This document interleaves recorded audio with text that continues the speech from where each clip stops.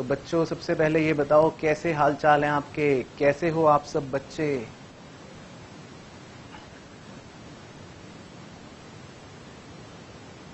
हाँ बिल्कुल, इसको 11th के बच्चे तो देखेंगे ही देखेंगे, और आज का लेक्चर 12th के बच्चे भी देख सकते हैं, और आप इसको अपने बैच में इस वीडियो को बार बार दोबारा बाद में कभी भी देख सकते हो।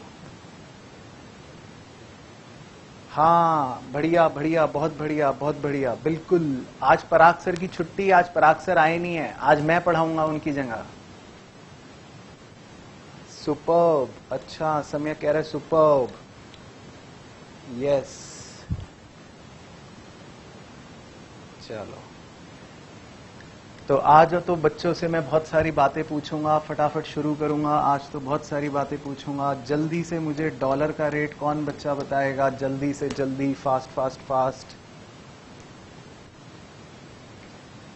आदित्य का आया, अरे वाह, very good very good very good very good.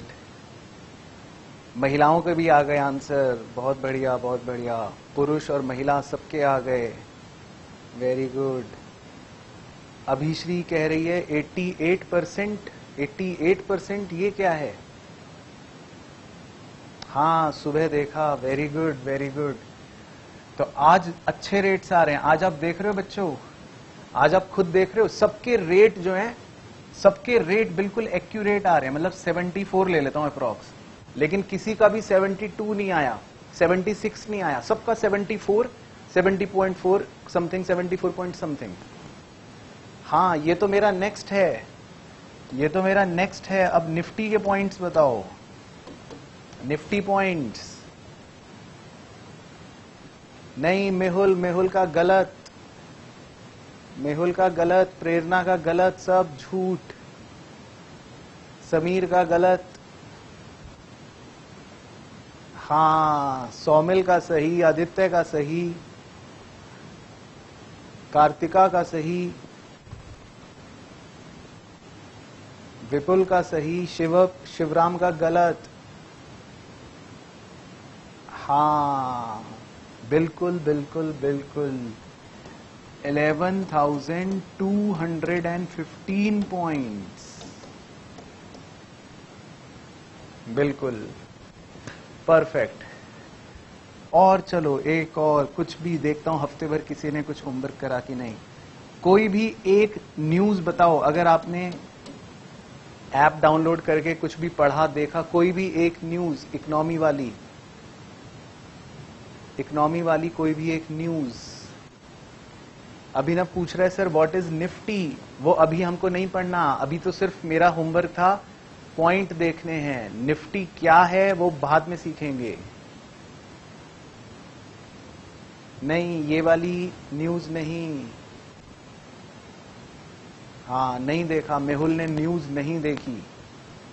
हाँ वेरी गुड, अविरल की न्यूज सबसे बढ़िया। रिलायंस और गूगल की नई डील होने वाली है, रिलायंस की, मुकेश अंबानी की और गूगल। सेंसेक्स रेज्ड, हाँ सेंसेक्स रेज्ड तो हो ही गया था।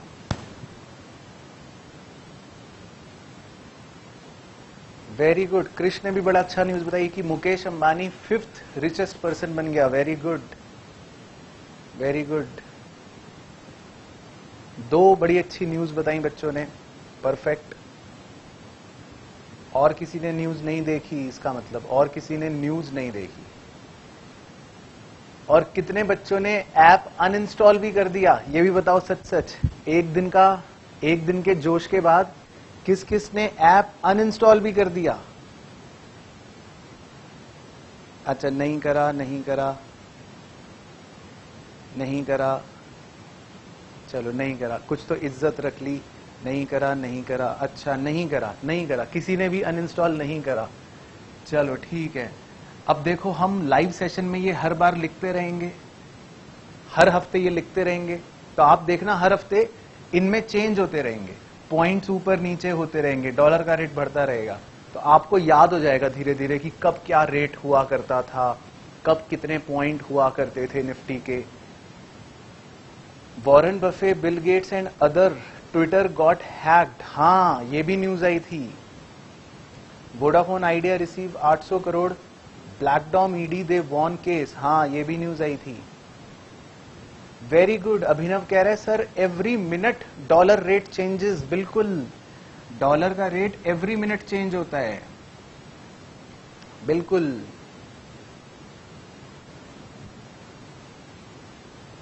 चलो बढ़िया बढ़िया, अच्छा लगा ये बातें सुन के, मजा आया मुझे, बहुत बढ़िया लगा। चलो तो अब मैं क्लास 11th वाले बच्चों से पूछता हूं कि आपने अपने चैप्टर 1 के लेक्चर्स कंप्लीट कर लिए नोट्स के अंदर, ये पूछता हूं। आपके लेक्चर 1 के चैप्टर 1 के लेक्चर नोट्स के अंदर यस, ठीक है। किस किस के कंप्लीट हो गए? हाँ अकाउंट्स के, आज तो अकाउंट्स की क्लास है ना, फिर आज डिस्कस करेंगे हम मटेरियल से। यस ठीक है, बहुत सारे सबने कहा यस, ठीक है, वेरी गुड वेरी गुड, सबने यस कहा, वेरी गुड। ओके, एक बच्चा कह रहा है मैं नहीं कर पाया, स्कूल में एग्जाम चल रहे हैं, यस वेरी गुड। अंकिता ने भी कर लिए, वेरी गुड, महिलाएं भी चल रही हैं, सही, बहुत बढ़िया बहुत बढ़िया। चलो ठीक है, तो बच्चों अब हम आज का सेशन आगे बढ़ाएंगे।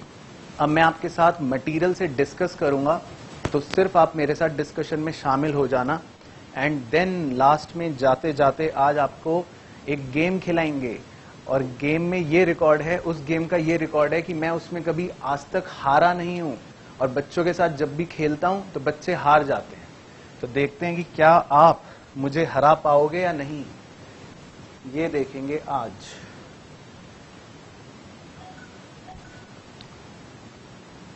तो बच्चों आपके पास एक मटेरियल होगा, मटेरियल आपको निकालने की जरूरत नहीं है, आपको बच्चों अपना मटेरियल निकालने की जरूरत नहीं है, ठीक है, आपको उसकी जरूरत नहीं है। मैंने अपनी इंडक्शन वीडियो में बताया था कि आप उसको कैसे डाउनलोड कर सकते हो, और वो आपके कंटेंट में भी है, तो आपको निकालने की जरूरत नहीं है। बस फटाफट मेरे साथ अब यहां पर आ जाना। ये हमारा चैप्टर 1 का यूनिट 1 है।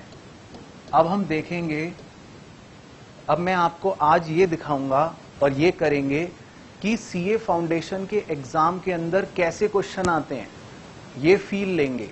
आप अभी हो 11th में, लेकिन आपको आज क्वेश्चंस दिखाने हैं, करवाने हैं कि सीए फाउंडेशन के एग्जाम में कैसा क्वेश्चन आएगा। आज हम उसकी तैयारी करेंगे, आज हम वो डिस्कस करेंगे, ठीक है।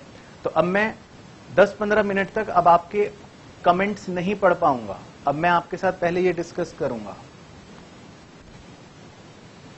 हाँ बिल्कुल आते हैं, अकाउंट्स में ऑब्जेक्टिव क्वेश्चन भी आते हैं, सब्जेक्टिव क्वेश्चन भी आते हैं, वही तो, अब यही तो देखेंगे आज।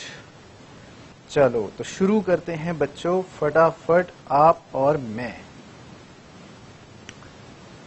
क्वेश्चन 1 में पूछा है which of the following is not a सब फील्ड ऑफ अकाउंटिंग। तो हमने सब फील्ड लिख रखे थे नोट्स के अंदर, financial accounting, cost accounting, management accounting, human resource accounting और सोशल अकाउंटिंग। तो मैनेजमेंट अकाउंटिंग भी सब फील्ड होता है, कॉस्ट अकाउंटिंग भी सब फील्ड होता है, लेकिन क्या सब फील्ड नहीं होता? तो आंसर है बुक कीपिंग, सी, वेरी गुड, सी। बस आप खाली ऑप्शन भेज देना, सी भेज दिया आपने, बस मैं समझ गया, बड़ा अच्छा लगा, बहुत सारे बच्चों ने सी भेज दिया, वेरी गुड बच्चों। Question number 2, purpose of an accounting system include all the following except. इसका मतलब है कि अकाउंटिंग सिस्टम में सारे पर्पज हैं सिवाय किसके, सिवाय एक को छोड़ के। तो देखते हैं अकाउंटिंग सिस्टम के purposes. Interpret and record the effect of business transaction, तो ये तो होता है अकाउंटिंग के अंदर, ये तो है। Classify the effect of transaction to facilitate preparation of report, हम अकाउंटिंग में क्लासीफाई भी करते हैं, ये भी होता है। Dictate the specific type of business enterprise transaction that the enterprises में एंगेज इन। अब ऐसा कुछ भी अकाउंटिंग में नहीं होता है, तो उसने पूछा था कि क्या नहीं होता है, तो क्या नहीं होता है, सी नहीं होता है। हाँ वेरी गुड, बच्चों ने भी सही भेजा, वेरी गुड। उसके बाद question number 3, book keeping is mainly concerned with. Book keeping जो होती है उसका मेन काम क्या होता है, ये भी हमने नोट्स में लिखा है। तो बुक कीपिंग का मेन काम क्या होता है बताओ। हाँ वेरी गुड। तो बुक कीपर जो होता है उसका सिर्फ मेन काम है रिकॉर्ड करना। तो बुक कीपर का काम होता है रिकॉर्डिंग करना। सही, क्या बात है, सब बच्चे सही कैसे भेज रहे हैं, इसके पीछे क्या राज है बच्चों? आप सबके आंसर सही कैसे आ रहे हैं? देख देख के तो नहीं भेज रहे?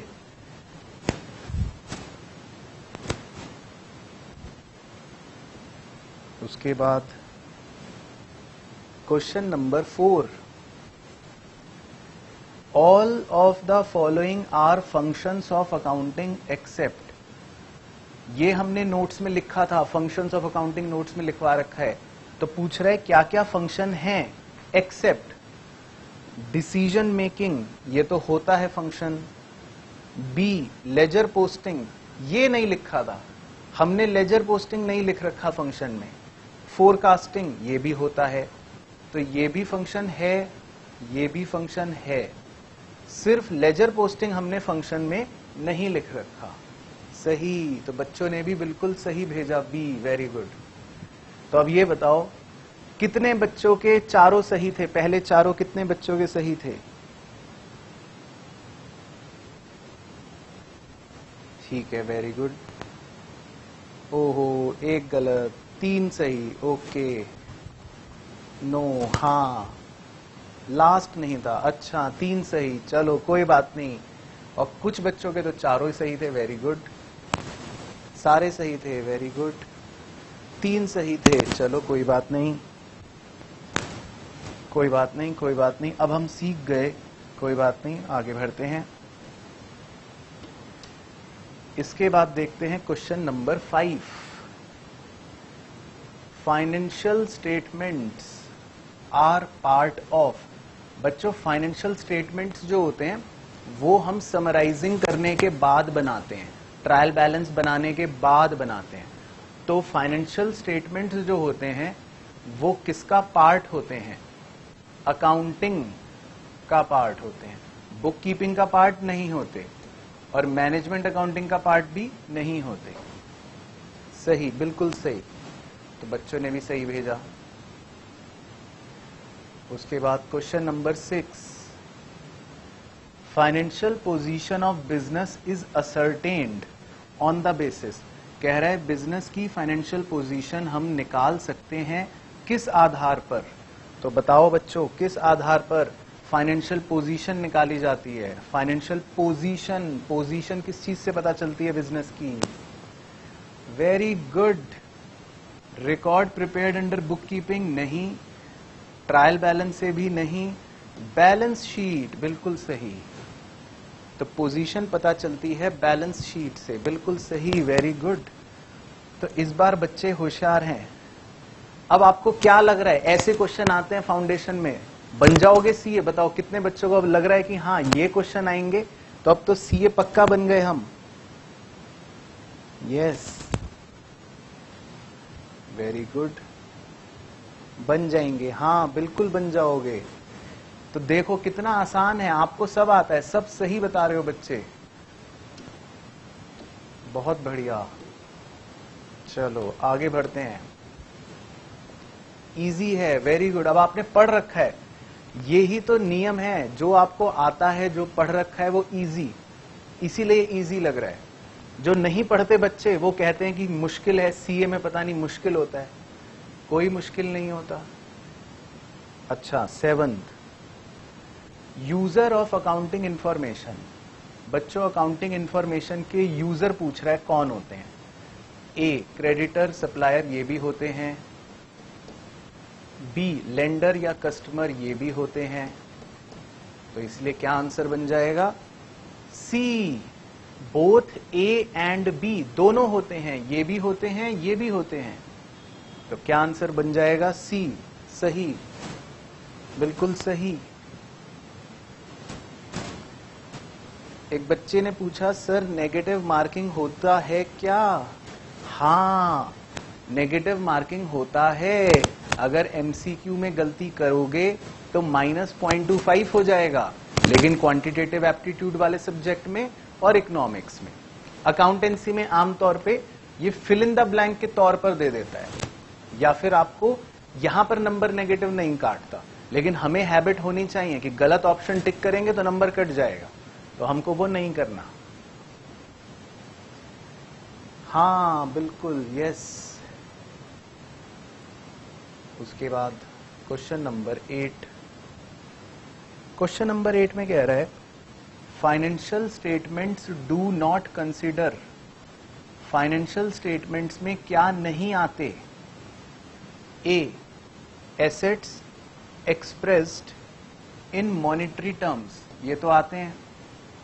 Liabilities expressed in monetary terms, मतलब मनी की टर्म्स में, ये भी आते हैं।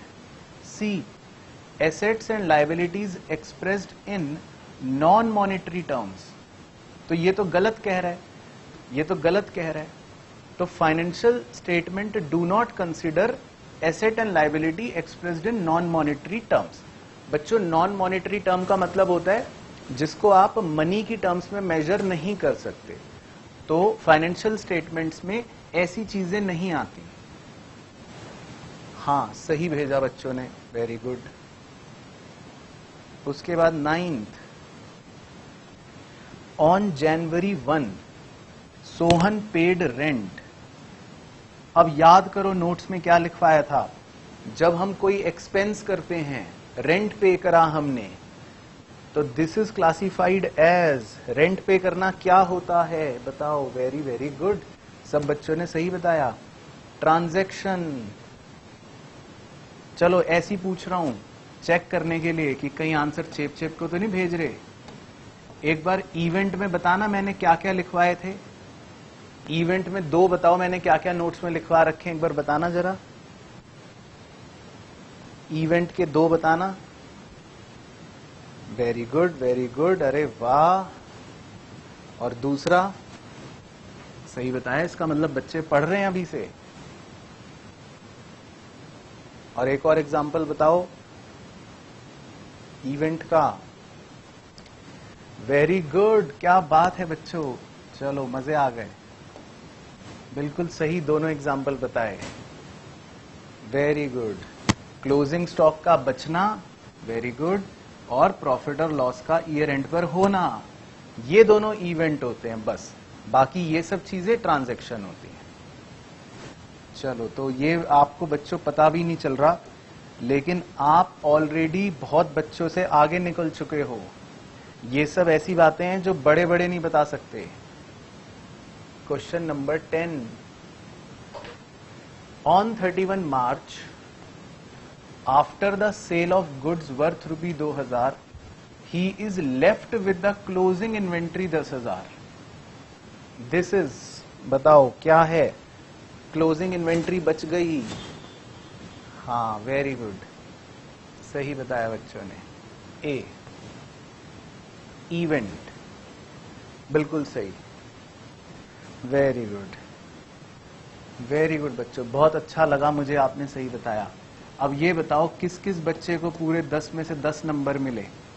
किस बच्चे को पूरे 10 में से 10 नंबर मिले? ठीक है, वेरी गुड। ओहो, 1 नंबर कट गया, 1 नंबर कट गया। ठीक है, कोई बात नहीं, कोई बात नहीं, 9 नंबर मिले। ठीक है, 8 नंबर मिले, 9 नंबर मिले। चलो कोई बात नहीं, कोई बात नहीं,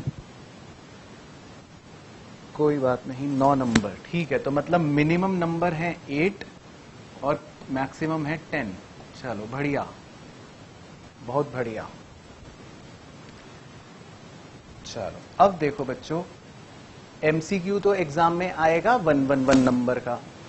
अब एग्जाम में 3 नंबर का या 4 नंबर का या 5 नंबर का थ्योरी क्वेश्चन भी पूछता है। ठीक है, जनरली 5 नंबर में पूछ लेता है। तो अब हम 5 नंबर के क्वेश्चन देखेंगे थ्योरी के कि एग्जाम में कैसा क्वेश्चन हमसे पूछ लेता है। जैसे क्वेश्चन 1 में लिखा है डिफाइन अकाउंटिंग, तो इसमें पहले हमें अकाउंटिंग के बारे में 2 लाइन लिखनी पड़ेगी। What are the sub fields of accounting, और सब फील्ड्स हमने डिस्कस कर रखी हैं। टोटल 5 सब फील्ड्स होती हैं अकाउंटिंग की, उन 5 के बारे में हम यहां पर लिखेंगे, राइट। फिर क्वेश्चन 2 में लिखा है who are the users of accounts, तो इस क्वेश्चन में आपको यूजर के बारे में बताना पड़ेगा।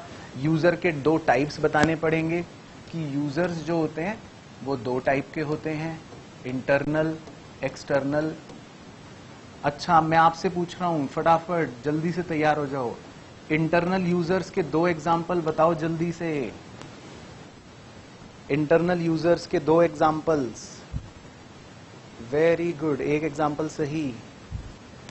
हाँ बिल्कुल सही, तीनों एग्जाम्पल सही बताए बच्चों ने।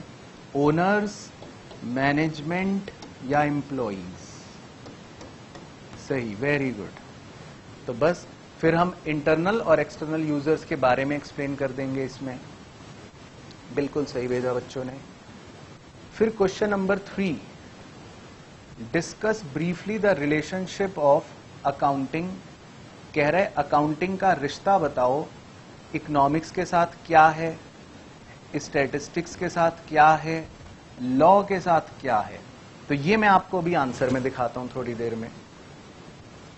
उसके बाद क्वेश्चन 4 में कह रहा है discuss the limitation which must be kept in mind while evaluating the financial statement, मतलब हमसे वो अकाउंटिंग के ही लिमिटेशंस पूछ रहा है।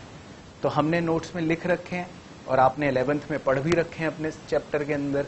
तो इसमें आप कोई भी 5 लिमिटेशन लिख सकते हो, कोई भी 5। उसके बाद है 5वां, ये मैं आपसे पूछूंगा, what services can a chartered accountant provide to the society. बच्चों कल जब आप चार्टर्ड अकाउंटेंट बनोगे तो बताओ समाज में आप क्या सर्विसेज प्रोवाइड करोगे, बताना जरा। जब कल आप सीए बनोगे तो आप क्या क्या सर्विसेज प्रोवाइड करोगे, मैंने लिखवाए भी हैं नोट्स में। हाँ, एक बच्चे ने कहा एडवाइज, एडवाइज मतलब कंसल्टेंसी, वेरी गुड। एक बच्चे ने कहा स्टैट्यूटरी ऑडिट, वेरी गुड। एक बच्चे ने कहा taxation internal audit, very very good, बहुत अच्छा बच्चों, बहुत ही बढ़िया। हाँ, tax, very good, taxation, assistance, very good, बहुत बढ़िया। Financial advisor, very good. Arbitrager etcetera, सही, बढ़िया, बिल्कुल। आर्बिट्रेज वर्क, वेरी गुड, हाँ बिल्कुल सही, बहुत बढ़िया बहुत बढ़िया बहुत बढ़िया, ठीक है ना। तो हम ये क्वेश्चन आएगा तो कोई भी 5 पॉइंट लिख सकते हैं कि अगर हम सीए बनेंगे तो हम सोसाइटी में क्या क्या सर्विसेज प्रोवाइड कर सकते हैं, ये लिख देंगे। तो है ना कितना मजेदार। तो अब देखो, ये देखो, ये आंसर्स दे रखे हैं, इसके आंसर्स भी नीचे दे रखे हैं आपको 1 2 3। तो अब इस तरह से कुछ थ्योरेटिकल क्वेश्चन रहेंगे, कुछ एमसीक्यू क्वेश्चन रहेंगे। तो एग्जाम के लिए हमसे इस चैप्टर में या तो 1 नंबर या 2 नंबर या ज्यादा से ज्यादा 5 नंबर तक का ही क्वेश्चन हमसे पूछेगा, बस इस चैप्टर के अंदर से। तो इस चैप्टर की मैक्सिमम वेटेज जो है, मैक्सिमम ज्यादा से ज्यादा 5 नंबर, बस। चलो, तो अब आगे बढ़ने से पहले तो मुझे ये बताओ कि जितनी बातें हमने डिस्कस कर ली, क्वेश्चन डिस्कस कर लिए अभी तक के, वो आपको क्लियर हो गया अभी तक का? मतलब आपके 5 नंबर पक्के हो गए फाउंडेशन के, ये बताओ एक बार। हाँ, वेरी गुड, यस, बढ़िया, बिल्कुल, वेरी गुड। तो अभी से आपने 5 नंबर अपने पक्के कर लिए, बहुत बढ़िया। चलो अब यूनिट 2 डिस्कस करेंगे। यूनिट 2 वो तो और मजेदार है, यूनिट 2 वो और मजेदार है, बिल्कुल। अच्छा, इसका आंसर देख लेते हैं एक बार, इसका आंसर देख लेते हैं। एक आंसर हमने कहा था ना कि देखेंगे।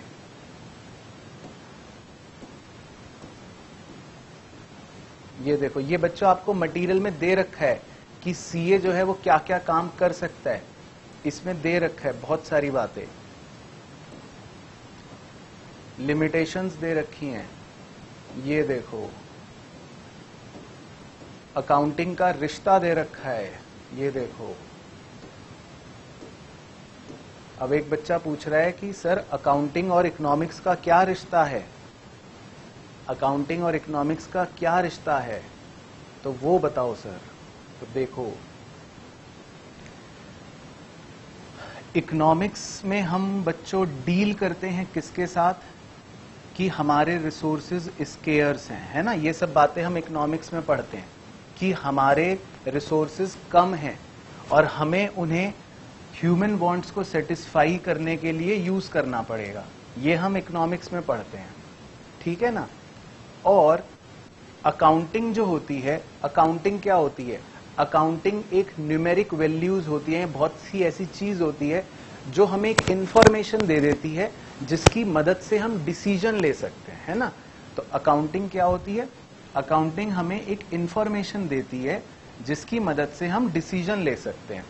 अब आप ये सोचो कि इकोनॉमिक्स में भी आपको डिसीजन लेना है कि कैसे हम स्केर्स रिसोर्सेज को इस्तेमाल करेंगे, और उस डिसीजन को लेने के लिए अकाउंटिंग जो है वो हमें डेटा प्रोवाइड कर देता है, वो हमें इंफॉर्मेशन प्रोवाइड कर देता है। ये सेकंड पॉइंट में लिखा है। तो इसीलिए कहीं ना कहीं अकाउंटिंग जो है वो इकोनॉमिक्स की मदद करता है, या अकाउंटिंग जो है वो ओवरलैप करता है इकोनॉमिक्स को। तो जो हमें इकोनॉमिक्स में चाहिए, हम चाहते हैं इकोनॉमिक्स में डिसीजन लेना, तो अकाउंटिंग वो डिसीजन लेने में मदद कर देता है। तो इसीलिए अकाउंटिंग और इकोनॉमिक्स दोनों का आपस में गहरा संबंध है, यानी रिलेशनशिप है, ये कहता है। हाँ बिल्कुल। तो ये बच्चों आपको मटेरियल में मिल जाएगा, ये देखो सारे रिलेशनशिप्स हैं। इसी तरह अकाउंटिंग का स्टैटिस्टिक्स के साथ क्या रिलेशनशिप है, अकाउंटिंग और स्टैटिस्टिक्स का तो बहुत ही गहरा रिलेशनशिप है, क्योंकि स्टैटिस्टिक्स में भी आप सारे के सारे न्यूमेरिक वैल्यूज निकालते हो और अकाउंट्स में भी सारा का सारा न्यूमेरिक वैल्यूज निकालते हो। तो अकाउंटिंग और स्टैटिस्टिक्स उसका भी आपस में बहुत गहरा संबंध होता है। चलो ठीक है सर।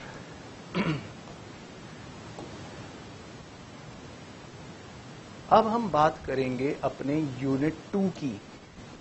अच्छा, एक बच्चे ने पूछा कि मटेरियल कहां से मिलेगा। बच्चों, मैंने एक वीडियो डाली थी, इंट्रोडक्टरी वीडियो, आप देख लो, वो उसमें आपको लिंक में मिल जाएगा अपने बैच में। मैंने उसमें बताया है कि कैसे आप वेबसाइट से डाउनलोड कर सकते हो। ये मटेरियल आपके डाउनलोड भी कर सकते हो, नहीं तो आपके कंटेंट में भी है सेम मटेरियल। चलो, तो अब बच्चों फटाफट रेस के लिए तैयार हो जाओ। अब रेस लगेगी, जल्दी से तैयार हो जाओ। अब हम रेस खेलेंगे। चलो पढ़ते हैं। All the following items are classified as fundamental accounting assumption except, कह रहा है कि फंडामेंटल अकाउंटिंग अजम्पशन सब हैं सिवाय किसके, मतलब कौन सा इनमें से अकाउंटिंग अजम्पशन नहीं है। कंसिस्टेंसी है, गोइंग कंसर्न है, सिर्फ बिजनेस एंटिटी नहीं है। हाँ सही, बिजनेस एंटिटी सही, ठीक है, सही भेजा बच्चों ने। उसके बाद सेकंड, 2 प्राइमरी मतलब सबसे जरूरी क्वालिटेटिव कैरेक्टरिस्टिक्स, सबसे ज्यादा जरूरी क्वालिटेटिव कैरेक्टरिस्टिक्स क्या हैं, ये भी हमने नोट्स में लिख रखे हैं। सबसे ज्यादा जरूरी क्वालिटेटिव कैरेक्टरिस्टिक होते हैं रेलिवेंस एंड रिलायबिलिटी। हाँ, ये नोट्स में लिख रखा है, नोट्स में। उसके बाद third, Kanika enterprises follows the written down value method for depreciating machinery year after year due to, ये भी मैंने नोट्स में बताया था। वो हर साल एक ही मेथड फॉलो कर रही है, बार बार हर साल। तो इसको क्या बोलते हैं? इसको बोलते हैं कंसिस्टेंसी। राइट, सही भेजा, बच्चों ने भी सही भेजा, कंसिस्टेंसी। वेरी गुड, बहुत बढ़िया। उसके बाद आगे बढ़ते हैं। अब number 4, A purchase a car for 5 lakh. A ने गाड़ी खरीदी 5 लाख की, making a down payment of 1 lakh. 1 lakh रुपए उसने डाउन पेमेंट दिया, and signing a 4 lakh bill payable due in 60 days. और बचे हुए 4 लाख रुपए वो कह रहा है कि मैं 60 डेज के बाद दूंगा। तो एक बार अकाउंटिंग इक्वेशन बताऊं बच्चों इसकी मैं आपको। जब उसने गाड़ी खरीदी 5 लाख की, तो आप गाड़ी के नीचे 5 लाख रुपए प्लस कर दोगे।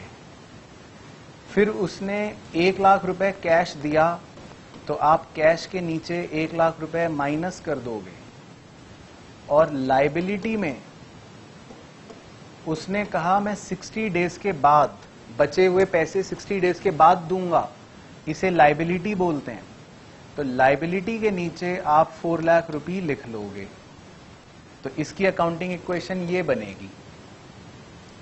तो अब हम देखते हैं क्या है। तो as a result of this transaction, कह रहा है इस ट्रांजैक्शन की रिजल्ट की वजह से, एक बार देख सकते हो इस ट्रांजैक्शन का रिजल्ट क्या है।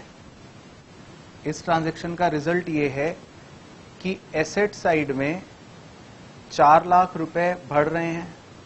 इस ट्रांजैक्शन का रिजल्ट क्या है? एसेट साइड में 4 लाख रुपए बढ़ रहे हैं और लाइबिलिटी साइड में भी 4 लाख रुपए बढ़ रहे हैं। तो क्या आंसर होगा? पढ़ो। Total asset increased by 5 lakh, ये तो गलत है। Total liability increased by 4 lakh, लेकिन ये तो आधा ही आंसर है।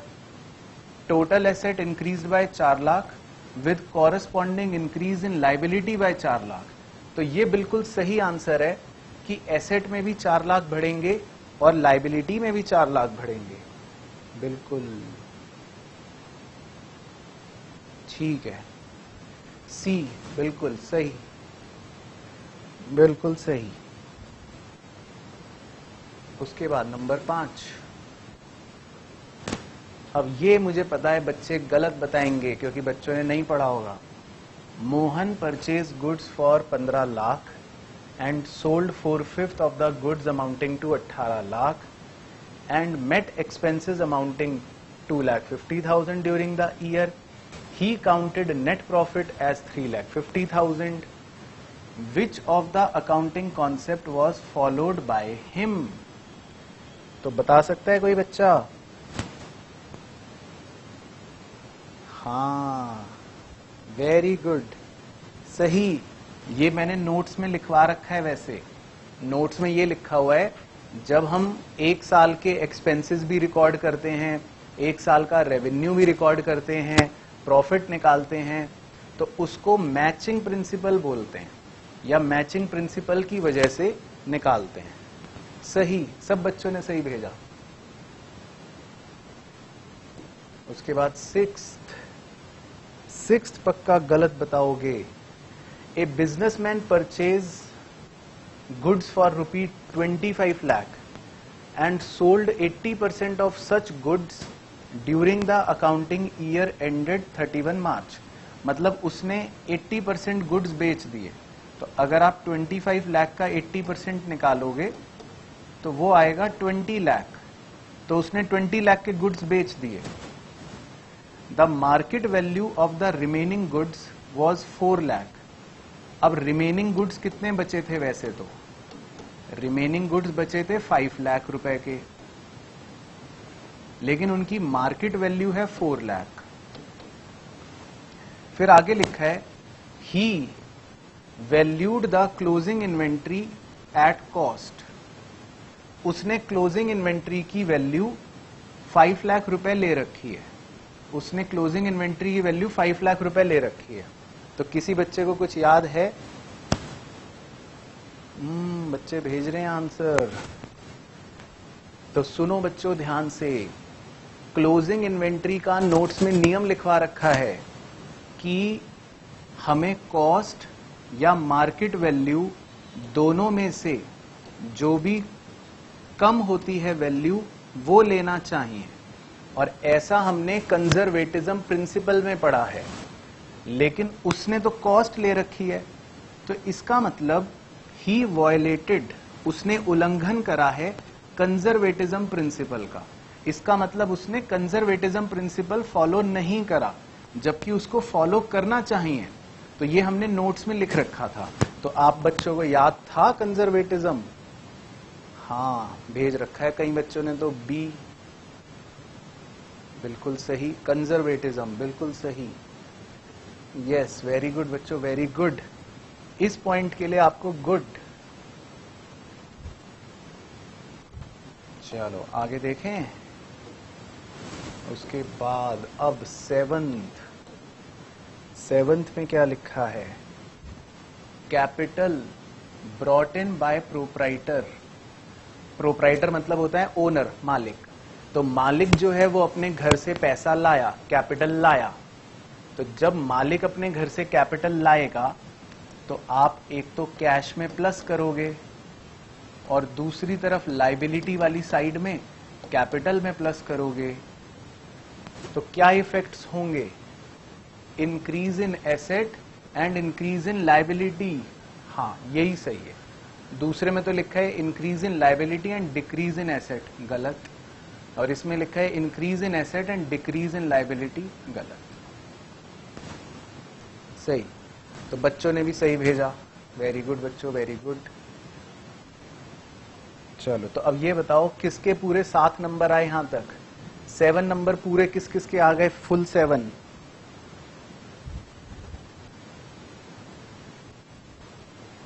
ठीक है, वेरी गुड। ओके, एक के 6 आए, 6 आए, 6 आए कुछ के, ठीक है। 6 आए, 7, ओके, ठीक है, 7, ओके ओके। चलो, बहुत बढ़िया, बहुत बढ़िया। चलो, अब हम क्वेश्चन नंबर 2 शुरू करते हैं। Question number 2, assets are held in the business. हम एसेट्स को बिजनेस में रखते हैं फॉर द पर्पज। किस पर्पज के लिए? बताओ बच्चों, एसेट्स को बिजनेस में क्यों रखा जाता है?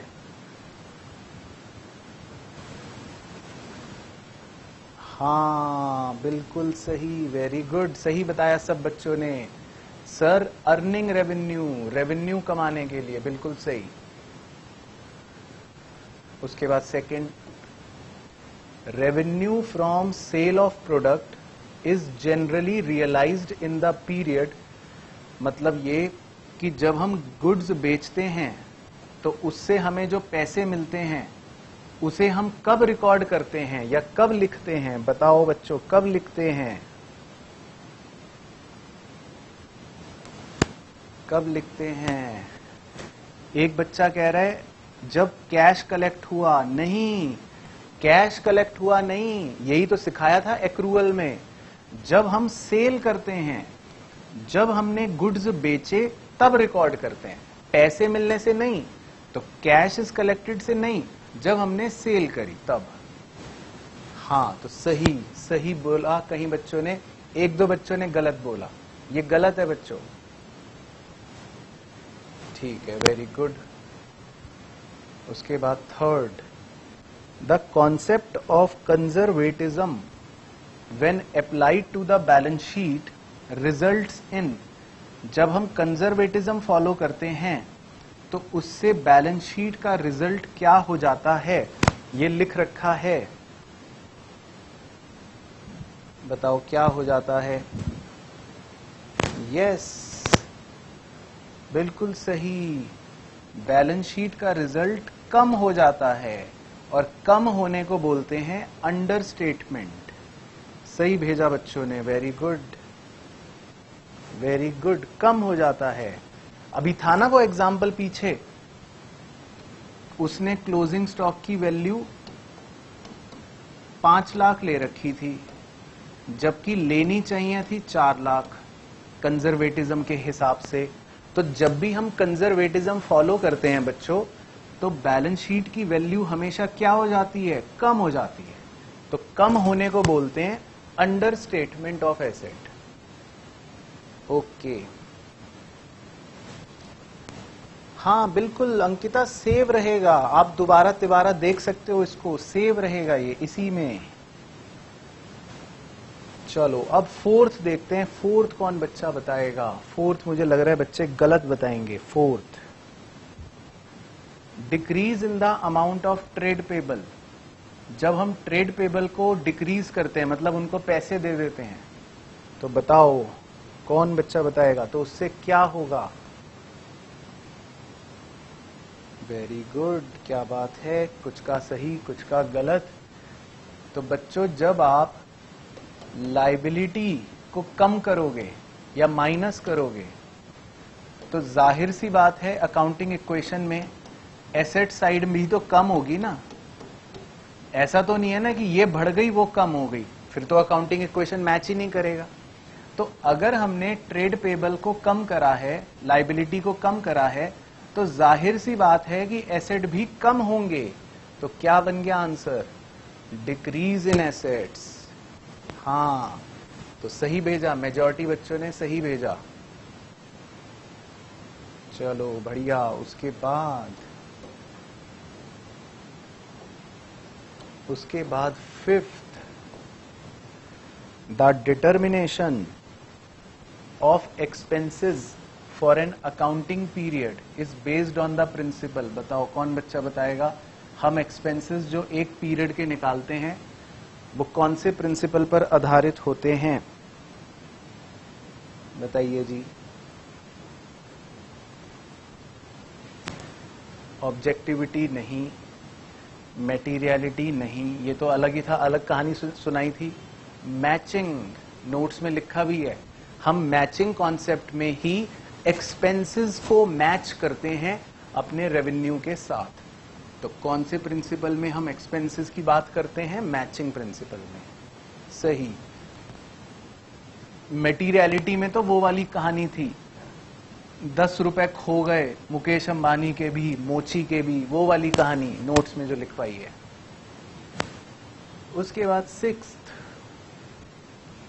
Economic life of an enterprise is split into periodic interval.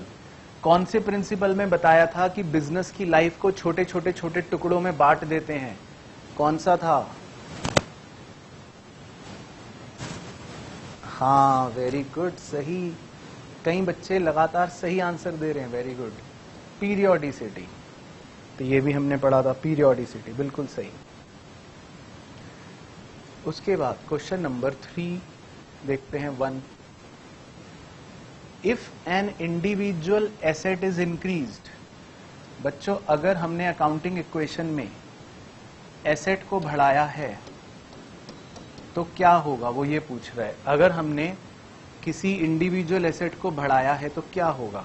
A, increase of another asset और इंक्रीज ऑफ कैपिटल। तो कह रहा है कि दूसरा एसेट भी बढ़ेगा या कैपिटल बढ़ेगी, तो ये तो गलत है। दूसरा एसेट अगर बढ़ेगा तो फिर तो अकाउंटिंग इक्वेशन मैच नहीं होगी। B, decrease of another asset, कह रहा है या तो कोई दूसरा एसेट कम हो रहा होगा, और इंक्रीज इन लाइबिलिटी, और अगर या फिर ये नहीं हो रहा होगा तो लाइबिलिटी बढ़ रही होगी। तो ये सही कह रहा है बच्चों, ये सही कह रहा है, क्योंकि तभी अकाउंटिंग इक्वेशन मैच हो सकती है कि एसेट भी बढ़ गया तो लाइबिलिटी भी बढ़ गई, या एक एसेट बढ़ा और दूसरा एसेट कम हो गया तो भी बराबर रहेगा। तो सही, बच्चों ने भी सही भेजा। तो ए गलत था और सी भी गलत है, बी। उसके बाद सेकंड, ये आपसे पूछता हूं, purchase of machine for cash. बताओ, मशीन खरीदी और कैश दिया तो क्या होगा? अकाउंटिंग इक्वेशन में मशीन खरीदी और कैश दिया,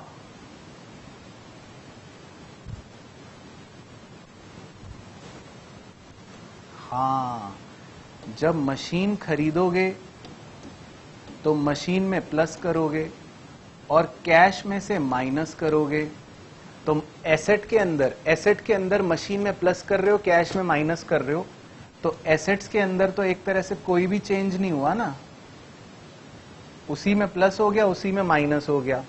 तो इसीलिए टोटल एसेट्स जो हैं वो अनचेंज्ड रहेंगे।